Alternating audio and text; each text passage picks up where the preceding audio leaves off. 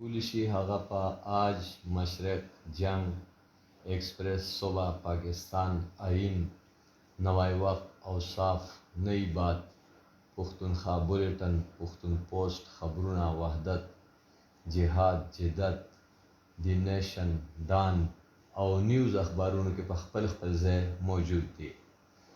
په دې لړ کې د ټولو نه اهم سرلیک چې د ارزانۍ په هکله دی چې پټرول هم ارزان شوي دي، ډیزل هم ارزان شوي دي، د خاورو تیل هم ارزان شوي دي.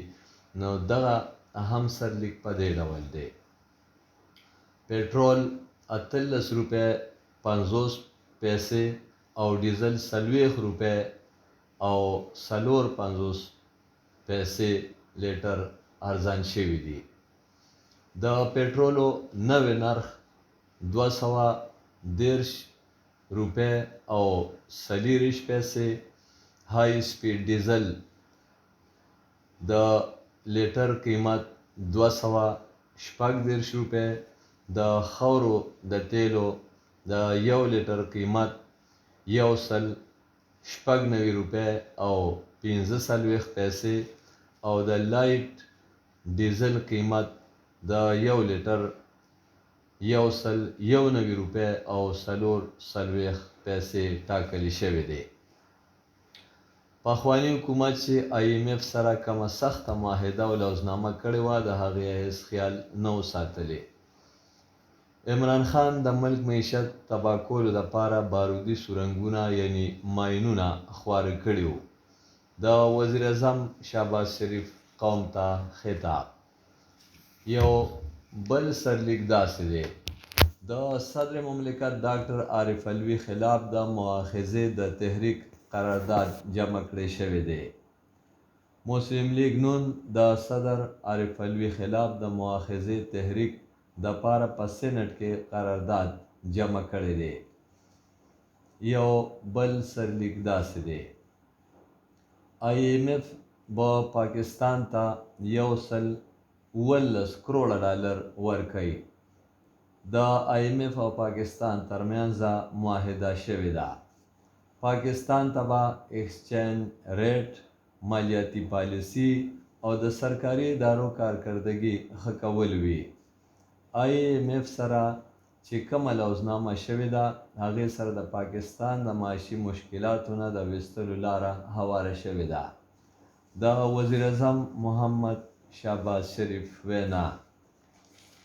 یو بل سرلیک داسې دی: الیکشن کمیشن د عمران خان د الزاماتو نوټس اخیستی دی. زموږ کار شفاف او سپېڅلی الیکشن کول دي. د الیکشن کمیشن د ترجمان وینا. چیف الیکشن کمیشنر د عمران خان د بکر، لیا او خوشاب د تقریرونو ریکارډ غوښتی دی. یو بل سرلیک داسې دی: په نړیواله منډهی کې د تیلو قیمت نور 4 ډالره کم شوی دی.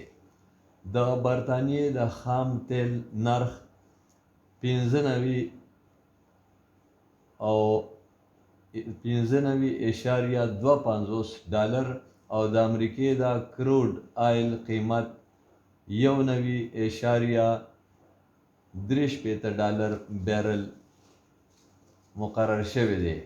یعنی 4 ډالره چې په تیلو په نرخ کې نور کمې راغلی دی، دې سره د برطانیې چې کم خام تیل دی، هغه به 1 بیرل په 95.25 ډالره ترلاسه کیدی شي او د امریکې چې کم کروډ آیل دی، هغه به 1 بیرل په 91.63 ډالر ترلاسه کیدی شي.